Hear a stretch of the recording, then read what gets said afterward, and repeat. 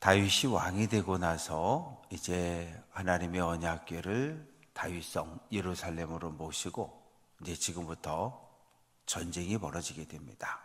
왜냐하면 참 오랫동안 이 여호수아가 가나안 땅을 정복하고 12지파에게 땅을 나누어 준 이후, 그리고 사사시대 400년 동안 너무너무 시달렸어요. 그러니까 단 한순간도 편안한 날들이 없었어요. 블레셋, 아말렉, 에돔, 암몬, 모압, 온갖 나라들이 계속해서 쳐들어오고 약탈하고 사람을 죽이고 포로로 끌고 가고, 그런 시간을 오래 보냈는데 가장 이스라엘을 괴롭히고 자주 침략했던 나라가 블레셋입니다. 그런데 지금 이스라엘 12지파의 왕이 된 다윗은 이제는 쳐들어올 때를 기다린 게 아니라 그냥 블레셋을 공격해 들어간 거예요. 블레셋을 공격했어요. 처음 있는 일이죠. 그래서 어떻게 됐습니까? 블레셋 사람들이 항복을 해버렸어요. 왜냐하면 이 블레셋은 당시 철기 문화가 만들어져 있던, 창과 칼, 병거 모든 걸 철로 다 만드는 아주 대단히 강력한 나라였는데, 다윗이 공격해서 블레셋을 아예 멸망시키고 항복을 받아냅니다. 1절 끝부분에 보면 메덱 암마를 빼앗았다. 이 말의 의미는 어머니의 도시란, 도시들의 어머니란 뜻이에요. 그러니까 수도였다는 이야기예요. 우리나라 표현으로 하면 서울을 정복했다는 얘기예요. 다섯 성읍의 중심이 어디였냐면 가드였거든요. 가드를 비롯한 다섯 성읍 모두를 다 정복했다는 얘기예요. 그래서 이제 항복을 받아냈고, 이번에는 요단강을 건너갑니다. 요단강 건너가면 모압이라고 하는 나라가 나와요. 모압은 어디에서 우리가 룻기에서 만났던 룻이라고 하는 여인의 고향입니다. 그리고 다윗이 사울 왕에게 쫓겨다닐 때 모압 왕을 찾아가서 우리 부모님을 좀 맡아달라고 그렇게 부탁을 한 적이 있어요.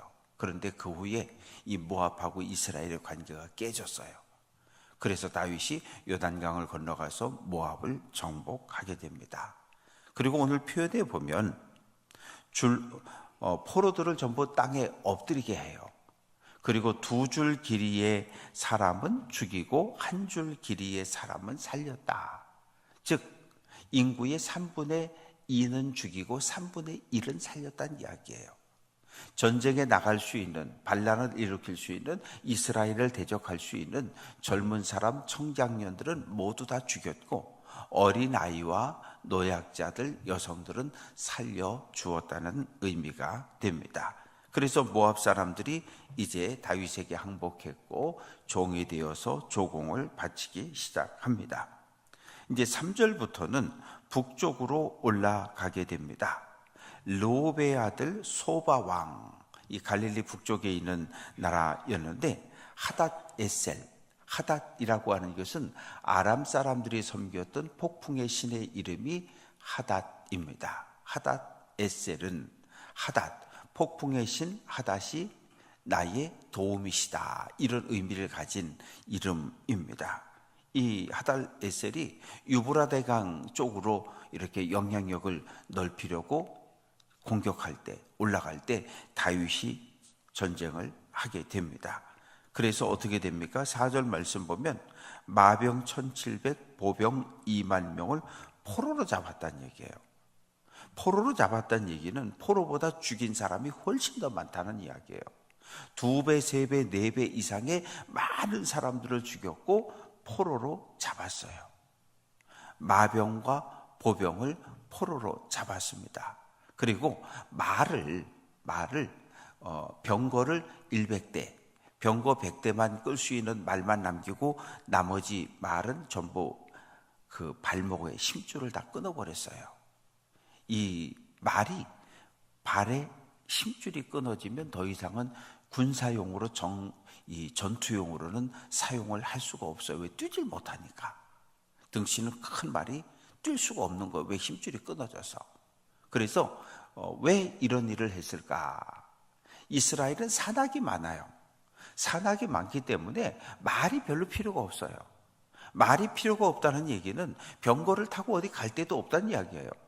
병거는 뭐 하는 데 필요합니까? 왕이 이렇게 어디 지방을 순회할 때 필요하고, 또 전쟁에 나갈 때 전투용이 되기도 하는데, 뭐 이스라엘은 워낙 산악지대이기 때문에 이 말이나 병거가 많이 필요하지 않아요.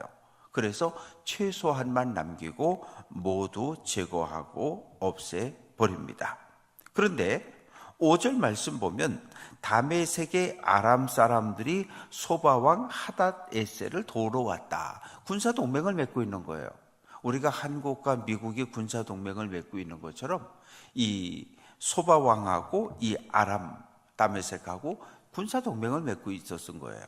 그러니까 소바왕이 공격을 당한다 그러니까 이 아람 다메섹 사람들이 군대를 이끌고 와서 싸우다가 어떻게 됩니까? 22,000명이 전사하게 돼요. 그 내친 김에 다윗은 아주 그 아람을 정복해 버립니다. 그래서 6절 말씀 보면 아람에 수비대를 두었다. 수비대를 두었다는 얘기는 주둔군을 보냈다는 이야기예요. 아람 여러 지역에 군대를 보내서 중요한 도시마다 지키게 하는 거예요. 왜? 반란을 일으키지 못하도록. 그래서 아람을 식민지로 삼고 그때부터 조공을 받기 시작했다. 마치 일제가 우리나라를 36년 동안 식민 통치할 때 이 총독부를 짓고 총독을 보내서 우리나라를 통치한 것처럼, 일본 경찰과 순사를 보내서 군대를 보내서 우리나라를 지배했던 것처럼, 그렇게 다윗도 아람에 이스라엘 군대를 보내서 그곳을 통치하고 모든 행정권을 장악을 하게 됩니다. 중요한 것은 6절 끝부분에 보면 다윗이 어디로 가든지 여호와께서 이기게 하셨다. 다윗의 지략, 다윗의 용맹함, 무기 뭐 이런 것 때문에 승리한 게 아니라 여호와께서, 하나님께서 승리할 수 있도록 허락하셨다는 거예요. 그러니까 하나님이 다윗과 함께 하셔서, 하나님이 이스라엘과 함께 하셔서 승리할 수 있는 전쟁이었다고 고백을 하고 있습니다. 전쟁은 사람이 하는 건 맞아요. 그러나 승패는 하나님의 손에 달려 있는 거예요. 하나님이 누구와 함께 하느냐, 하나님이 내 편이냐 내가 하나님의 편이냐, 이거에 의해서 전쟁의 승패는 달라집니다. 7절 말씀 보면 다윗이 하닷에셀의 신복들이 가지고 있던 금방패를 빼앗아서 예루살렘으로 가져왔다. 금방패 한번 생각해 보세요. 금은 무겁습니다. 전쟁에 나올 때 금으로 만든 방패를 들고 나온다? 이건 말이 안 되는 거고요. 금방패라고 하는 것은 이 자기 자신의 권력이나 이 나라의 부유함을 자랑하기 위해서 왕이 행진할 때 그 주변에 있는 경호원들이 이 금방패를 들고 멋지게 호위하는, 이런 자랑하기 위해서 만들어 놓은 것인데, 그 모든 것을 빼앗아서 예루살렘으로 가져왔고, 또 8절 말씀 보면 하닷에셀의 고을 베다와 베로데에서 매우 많은 놋을 빼앗아 왔다. 이 금, 은, 놋 이거 어디다 썼어요? 나중에 보면 그 예루살렘 성전을 건축할 때 누가? 아들 솔로몬이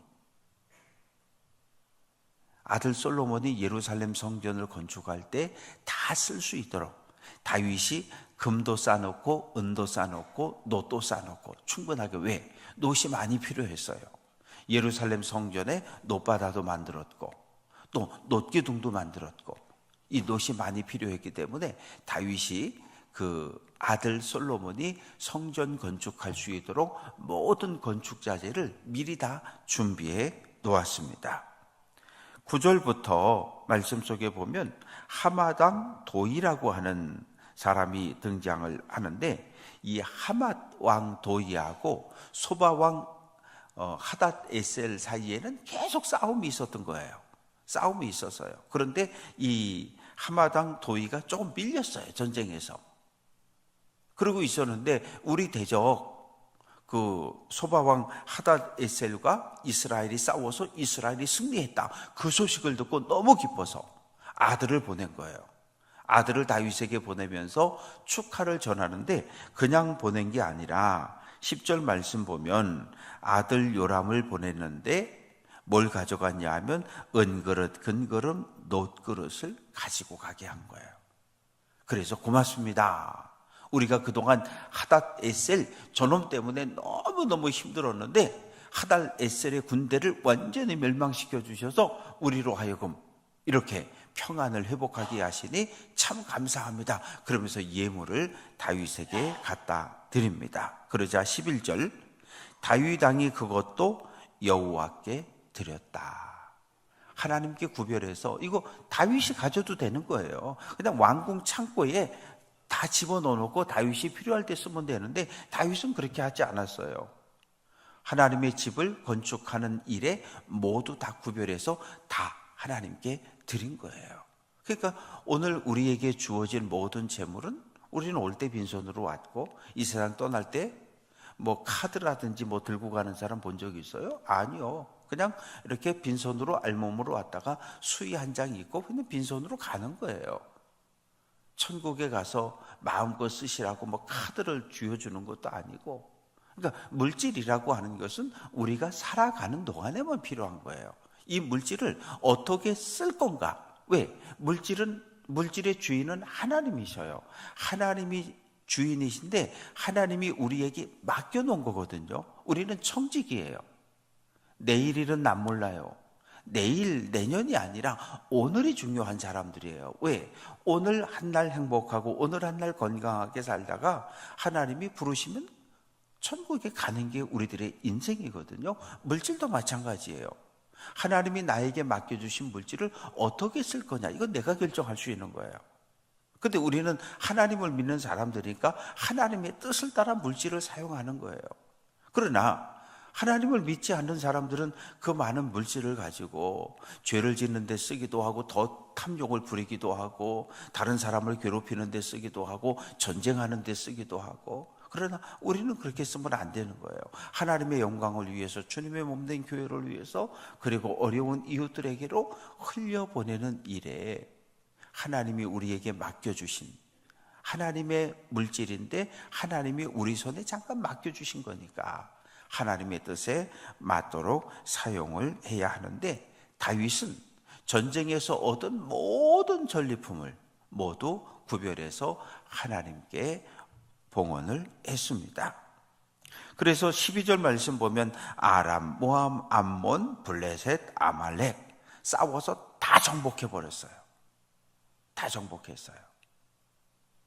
그러니까 수백 년 동안 400년 이상 이스라엘을 괴롭혔던 주변의 모든 나라들을 다윗이 모두 정복해버린 거예요. 그 다음부터는 다윗의 이름만 나오면 사람들이 덜덜덜 떨고 도망칠 정도로, 그 정도로 이스라엘이라고 하는 나라의 위상을 굳게 세웠어요. 13절 말씀 보면 다윗이 소금 골짜기에서 에돔 사람 18,000명을 쳐 죽였다. 소금 골짜기는 사해 남쪽을 이야기해요. 여기는 에서의 후손 에돔 족속들이 살아가고 있는데 마찬가지로 여기는 아주 험악한 산 꼭대기에 도시가 만들어져 있어요. 페트라라고. 정복하기 힘들어요. 그러나 다윗은 그곳까지 정복을 하고 거기에도 수비대를 두고 그리고 조공을 받습니다. 그러니까 예루살렘을 중심으로 동서북 남쪽 밑은 광야니까 주변 모든 나라들을 다윗이 다 정복하고 군대를 주둔시키고 조공을 받고 다윗의 명령에 순종하도록 합니다. 15절 다윗이 온 이스라엘을 다스려 다윗이 모든 백성에게 정의와 공의를 행했다. 이 말씀이 대단히 중요해요. 다윗의 정책은 정의와 공의, 하나님의 정의와 하나님의 공의가 이루어지는, 하나님께서 정말 원하셨던 거룩한 나라를 세우는 일에 앞장섰던 사람이 다윗이에요. 정의라고 하는 건 무엇입니까? 법이라고 하는 건 모든 사람 앞에 평등해야 돼요. 하나님의 말씀, 율법 앞에 모든 사람이 평등해야 되는데 사사시대에 그렇지 못했거든요. 엘리 제사장 시대에 그렇지 못했어요. 사무엘 제사장 시대에도 그렇지 못했어요. 사울왕 시대에도 그렇지 못했어요. 그런데 다윗은 모든 일들을 판결할 때, 정할 때 하나님의 말씀, 율법의 기준을 두었고 그거 모든 백성들 모두에게 부자, 권력 가진 사람 아니요, 편들지 않고 똑같은 율법의 잣대로 통치한 사람이에요. 또한 하나님의 정의를 실현했는데 ጼ데카, 가난한 사람, 사회적 약자들, 장애를 가진 사람들, 과부와 고아들, 나그네들, 그 사람들에게 자비와 긍휼을 실천했던 사람이 다윗이에요. 그래서 다윗은 하나님의 정의와 하나님의 공의로 이스라엘을 통치했기 때문에 적어도 다윗이 나쁜 놈이다, 돈을 해먹었다, 이런 말은 나오지 않도록 통치를 했습니다. 이제 16절부터 18절까지 말씀 속엔 다윗이 나라가 굳건하게 세워지는데 조직을 완결합니다. 스루야의 아들, 스루야는 누군가 하면 다윗의 누이예요. 다윗의 누이. 여동생인지 누나인지 여동생인지는 알 수 없지만 스루야의 아들 요압은 다윗에게 조카가 되는 겁니다. 그래서 오늘날 말로 하면 국방부 장관을 세운 거예요. 국방부 장관을 세워서 이 군대 전체를 통솔하게 하고, 아일롯의 아들 여호사밧은 사관이 되었다. 이 사관이라고 하는 것은 이 기록하는 사람이에요. 기록하는 사람인데 뭘 기록하냐 하면 국가의 모든 공식 문서, 그리고 옆에 있다가 다윗이 이러한 일을 해보려고 하는데 필요한 법 좀 찾아주세요 그러면 가가지고 율법 기록이나 이런 데서 찾아다가 왕에게 가져다주는 역할을 하는 그런 사관이 임명이 되었고, 이 17절 말씀 보면 아히두베의 아들 사독과 아비아달의 아들 아히멜렉은 제사장이 되었다. 이 대제사장이 2명이 되는 거예요. 대제사장이. 그런데 그 아히두베의 아들은 아론의 셋째 아들의 후손, 그리고 아비아달의 아들 아히멜렉은 아론의 넷째 아들의 직계 후손들. 그래서 이 아론의 후손들이 제사장의 자리에 오르게 되고 스라야는 서기관이 되었다. 이 서기관이라고 하는 직업은 옮겨 적는 사람이에요. 율법을 옮겨서 필사하는 사람이었고, 또 왕이 이러한 법을 만들어서 모든 나라에 공포할 때 그것을 옮겨 적어서 왕의 도장을 찍어서 전달하는 이런 역할이 서기관의 역할입니다. 18절 말씀 보면 여호야다의 아들 분하야는 그렛 사람, 그렛이라고 하는 나라는 오늘날 크레타 섬에서 온 용병들, 그리고 블렛 사람, 블레셋에서 온 용병들. 무슨 말인가 하면 다윗이 경호 부대를 만들었는데 경호 부대를 이스라엘 12지파의 군인들이 아니라 크레타 섬에서 온 용병들과 블레셋 출신의 용병들로 이방인 부대로 다윗의 목숨을 지키게 한 거예요. 그리고 그 경호 부대의 총책임자로 분하야를 세웠습니다. 그리고 18절 끝부분에 보면 다윗의 아들들은 대신들이 되었다. 이 대신이라고 하는 단어의 의미 속에는 신실한 조언자라고 하는 의미가 담겨져 있어요. 그러니까 다윗의 아들들은 뭐예요? 왕자잖아요. 다윗의 뒤를 이어 왕이 될 가능성이 있는 사람들. 그 왕자들을 대신의 자리에 앉혀놓고 아버지의 정책에 대해서, 다른 사람들은 말을 쉽게 못할 수 있잖아요. 신하들은 눈치를 볼 수 있잖아요. 그런데 아들들은 직설적으로 이야기할 수 있는 거예요. 아버지, 내가 소문 들어보니까 아버지 그거 잘못했대. 그렇게 하지 마. 왕이요, 그거 잘못했어요. 그렇게 하면 안 돼요. 지역감정 차별 그런 거 안 돼요. 이 아버지에게, 왕에게 직언하는 사람들을 대신이라고 했는데, 그 대신의 자리에 아들들을 임명을 해서 이 다윗의 왕권이, 국권이 서게 됩니다. 말씀을 정리합니다. 400년 넘도록 이스라엘은 이방 민족의 침략에 시달렸어요. 빼앗겼고 죽었고 포로로 끌려갔고. 그런데 다윗이 왕이 된 이후 주변 모든 나라를 다 정복해 버립니다. 그래서 어디까지? 브엘세바까지, 아브라함에게 약속하셨던 브엘세바까지 모든 나라를, 땅을 회복하는 이 놀라운 일이, 아브라함에게 하나님께서 너희의 후손이 살아갈 땅은 유브라데강까지라 그랬거든요. 아브라함은 주전 2091년, 그리고 다윗은 주전 1000년경 사람이에요. 1000년이 지난 후에 다윗을 통해 그 약속이 성취가 되어진 거예요. 그래서 꼭 기억해야 될 것은, 성경에 기록되어진 하나님의 말씀, 하나님의 약속은 반드시 응답된다는 거예요. 나 당대에 응답될 수도 있고, 내 아들 때 응답될 수도 있고, 내 5대 후손들에게 응답될 수도 있고, 이것을 우리가 믿어야 돼요. 왜? 우리는 하나님의 말씀, 약속을 믿는 사람들이니까 반드시 이루어진다는 것을 기억하고, 전쟁의 승패는 하나님의 손에 달려 있으니까 우리가 어디에 설 것인가, 늘 하나님의 편에 서서 믿음의 길에 승리할 수 있는 귀한 성도들 되기를 바라고, 다윗이 정의와 공의로 백성들을 다스리고 통치했던 것처럼 오늘 한 날도 우리가 하나님의 말씀을 꼭 붙잡고 하나님의 마음, 사랑과 긍휼로 만나는 모든 사람들을 대하는 귀한 성도들 될 수 있기를 주님의 이름으로 축원합니다.